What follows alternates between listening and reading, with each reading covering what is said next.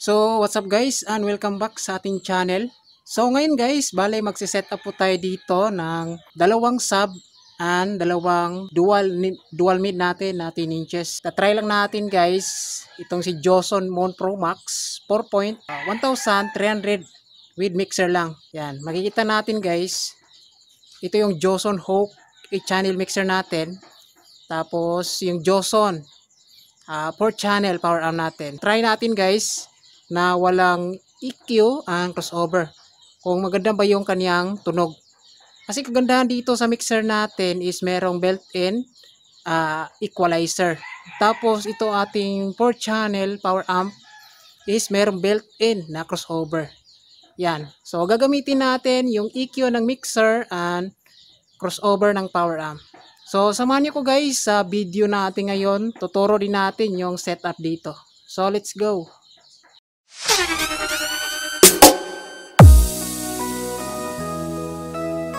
So bago natin simulan guys, ito pala yung ating bagong mixer na 8-channel inputs or 8 to 9. Yan. Meron siya additional 1 channel ito. Nakamono kasi yung 8 kasi 8 and 9. Yan. So ito pala yung Joson Hawk 8-channel mixer. Kagandahan dito, malinis yung outputs, merong 380 DSP, digital, multi-effects with USB and Bluetooth. Maganda rin guys kasi meron siyang built-in 7-band stereographic equalizer. So kahit wala ka pang equalizer is pwede na to kasi meron siyang built-in equalizer. I-set na lang natin guys kung ano pa yung gusto natin na hinahanap na tunog.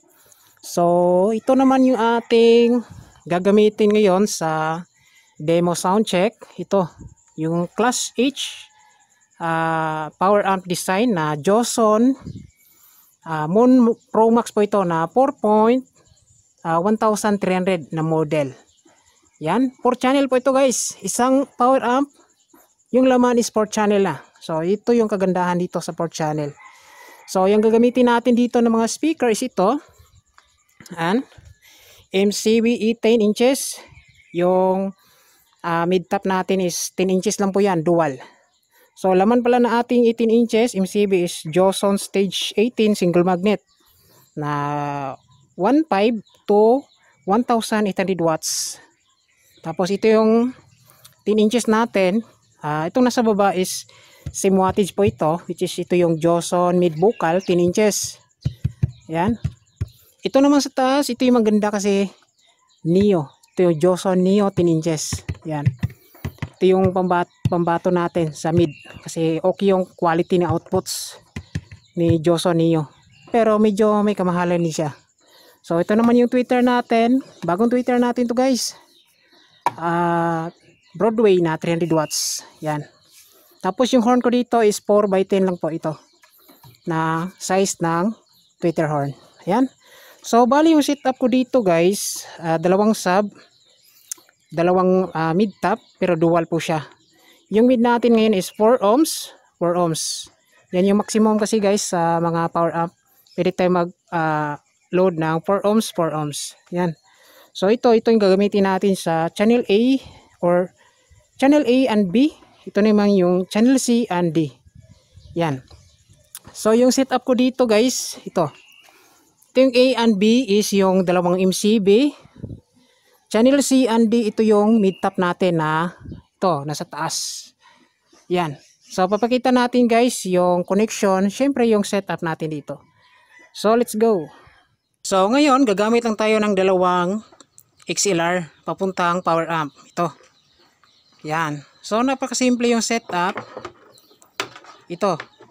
Sa mga mixer guys, kahit anong brand na mixer natin, kung ilan pa yung channel dyan,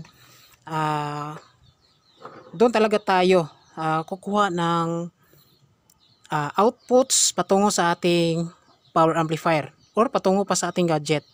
Yan. Pansin natin yung left and right channel.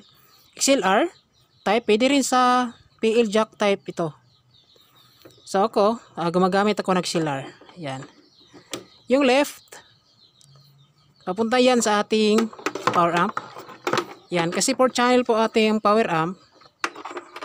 na Joson Moon Max, Joson Moon Pro Max. Ikakabit ko po siya dito sa input. Yan, liwanag na. Input A. Yan, isa lang. Tapos, yung gagawin natin dito sa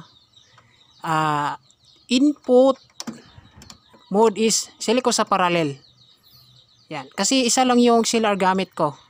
Kasi kapag napaparallel tayo, combination na yung A and B input. Yan. Tapos, dahil gagamitin yung channel A and B sa sub is, i-on ko to yung kaniyang crossover dito na LPF or low pass frequency. Yung base niya. Yan. Pang base po ito, LPF. So, naka-on na yung base niya. Tapos, yung A and B, kakabitan muna natin ng dalawang MCB natin na loaded 18 inches, 1,500 to 1,800 watts. So, kakabit ko muna. So, ito po mga guys, nakabit na natin yung dalawang speaker na sub natin, yung A and B. So, follow up lang natin guys, itong B pala is baliktad yung polarity nito. Yan. Makita niyo to, itong itim is, yung totoo talagang connection dito is ito yung positive. Tapos yung pula, yung totoong connection talaga sa loob nito is ito yung negative. Yan. Tapos, itong D, same rin. Itong itim is positive po ito. Tapos, itong pula is negative po ito. Yung tamang connection. So, baliktad yung connection B and D mga guys. Yan. So, sunod naman tayo sa isang output. Yung ating mixer. Yan. So, right output. Patungo yan sa ating power amp. So, dito naman tayo kukuha ng input sa channel C. Yan. Ito yung channel C. Yan siya mga guys. Tapos, yung input mode niya dito ay siselect din natin sa parallel. Yan. Dahil kapag nagpa-parallel tayo, is combination na yung input ng C and D. So, isa lang yung XLR magamit natin. Tapos, dahil gagamitin natin to sa full range or mid-high, gagamitin natin itong HPF, which is meaning dyan is high pass frequency. Yan. So, pang tweeter or pang mid-high. Yan. So, naka-on na po yan. So, gagana na yung crossover niya sa settings sa high pass frequency or mid-high. So, ngayon, itong namang output niya, C and D is patungo yan sa ating dalawang mid-top. Yan. So, si-set up ko muna. So, ito po mga guys, nakabitan na natin yung speaker, yung channel C and D. Ito yung channel C, ito yung channel D. So, yung speaker, dalawang speaker and tweeter nakalink. So, 4 ohms. So, dito guys, pansin natin, baliktad. Yung tamang connection kasi dito guys, itong itim na binding post, ito yung positive dito. Yan. Tapos, yung pula is negative. Yan yung tamang connection kasi guys, dito sa loob ng kaniyang mainboard. Nagkamali lang siguro sila ng signage dito sa back portion nila. Yan. Pero dito sa speak on type, A, B, C, and D is wala pong problema. Sakto po yung kanilang connection sa loob. So ngayon guys, dahil tapos na tayo mag-setup, pwede na tayo mag-sound check. So gagamitin ko dito ngayon is gagamit tayo ng laptop. So dito tayo kukuha ng laptop. Dito kukuha channel 1 and channel 2. Yan. So setup ko muna yung laptop natin. So ito guys, share lang natin. Ito. Itong outlet na to is hindi to dumadaan dito sa breaker patungo dito sa bahay ko. Ayan. So, kumuha ko ng main line dito sa input talaga, hindi sa output. Kasi ito, patungo to sa main line sa aking bahay. Yan, separated breaker kasi. So, ito yung gamit ko sa bahay is 30 ampere na breaker. So, ito, direct to. Patungo sa labas yung ito. Patungo sa pag-testing natin na linya. Papakita natin sa labas. So ito guys, ito yon. So meron akong separated breaker. So 60 ampere. Yan, tungo sa pang testing natin. Para in case magka-problema is hindi madadama yung breaker natin sa bahay. Ito separated talaga. Lalo-lalo na power amp yung gamit. So ito mag power on na tayo. Yan. So naka power on na to guys. So ito power on natin. So channel A and B yung dalawang sub, channel C and D yung mid natin. Yan. So yung control, yung left pang base, right yung mid-high natin. Tapos input natin sa laptop is channel 1 and 2. Yan guys. Yan. Tapos yung EQ natin, depende na natin kung siset natin. Yan. So sa akin kasi 0 dB pa yan. So adjust na lang natin mamaya kung ano pa yung kulang. Kasi nakaset na po itong power amp natin sa crossover. Sa base, sa mid-high. Yan. So ito yung kagandahan dito sa Joson Moon Pro Max 4.13 na Class H power amp. Yan. So play ako ng music.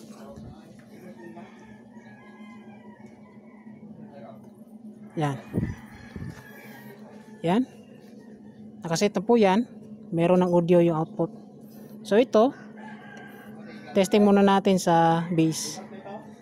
So up natin yung 1 and 2. Yan. So ito yung individual natin na indicator light.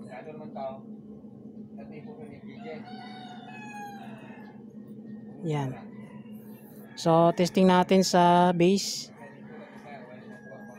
So volume ko muna guys. Titest ko muna kung mayroon bang audio yung E and B. So mayroong audio. Mayroong audio.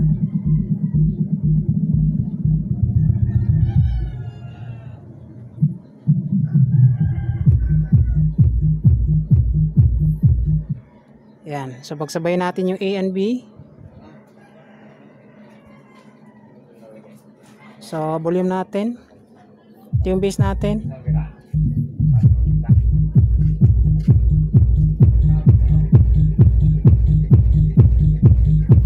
Yan. 0 dB pa yung equalizer.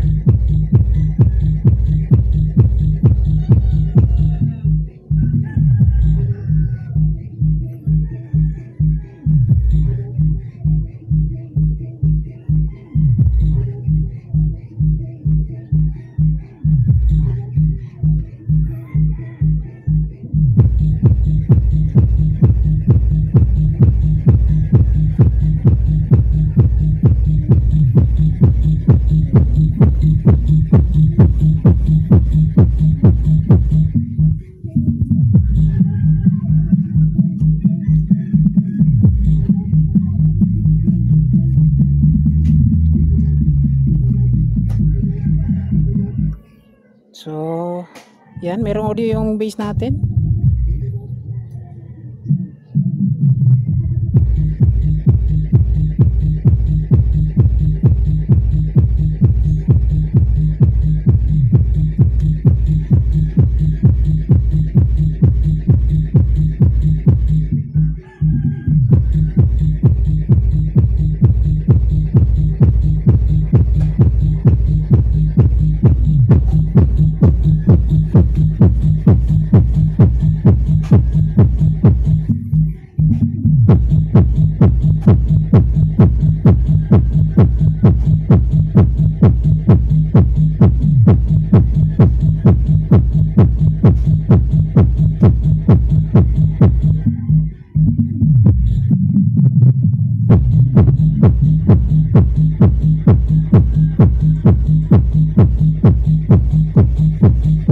So, maingay yung yero. So, meron ng audio, yung bass natin. Ulitin natin yung music. Titesting pa natin yung mid-high. So, virtual DJ lang yung gamit natin guys sa laptop. So, ito yung mid-high natin.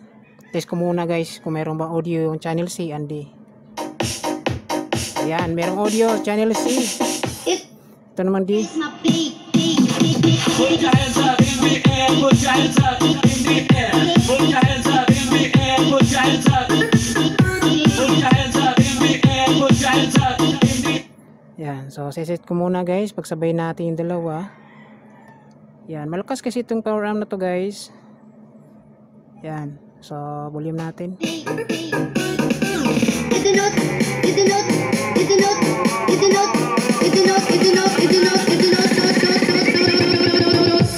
The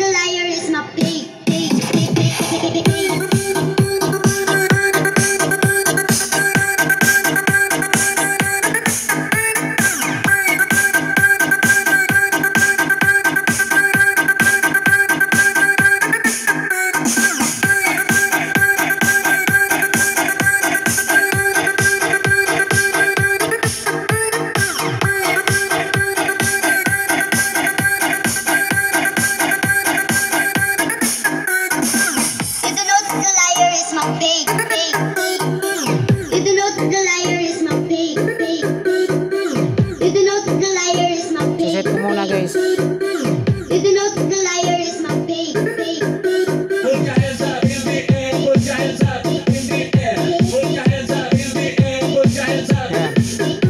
Put your hands up in the air, put your hands up in the air, put your hands up in the air, put your hands up.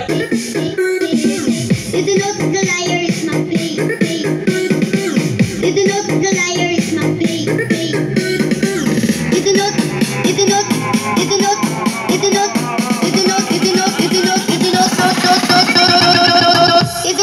liar is my pig.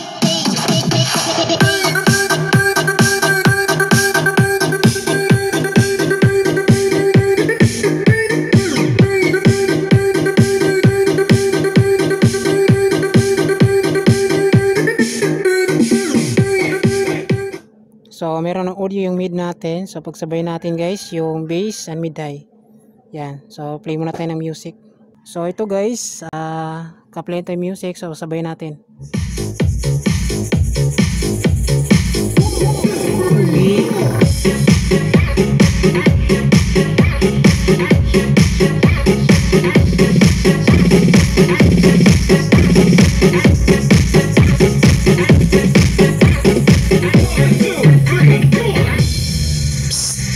Ugi, pwede 150. Sorry miss, pwede may ngun anang taga-Escalante.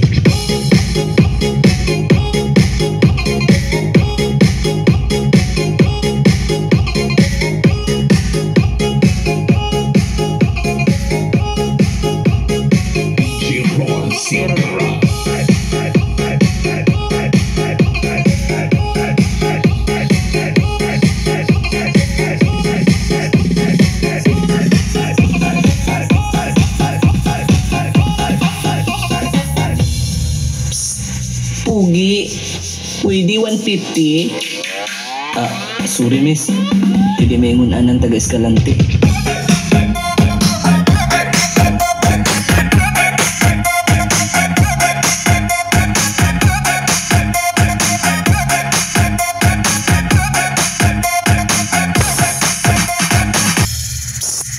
Ugi, pwede 150. Sorry miss, pwede may ngun anang taga-Escalante.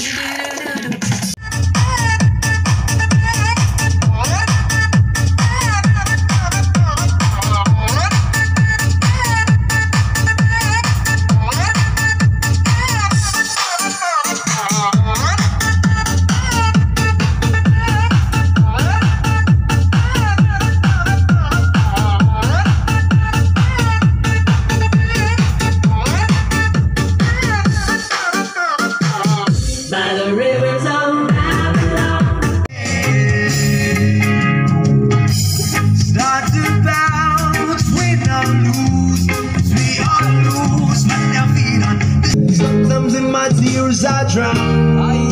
But I never let it get me down. I've got it together. They call me the girl who knows just what to say and do. I'm just another woman in love, a kid out of school, far out of control, just another fool. So yan guys, na-testing na natin si Joson Mon Pro Max 4.1300 na model with mixer lang. So okay yung tunog niya guys, maganda yung output, malinis, tapos malakas din siya. Kagandahan kasi dito is meron siyang built-in crossover, tapos si mixer naman is meron built-in equalizer. Yan, so okay guys, yung kanyang tunog, okay yung kanyang audio outputs. So yan lang guys, maraming salamat, God bless, tsaka ingat tayong lahat.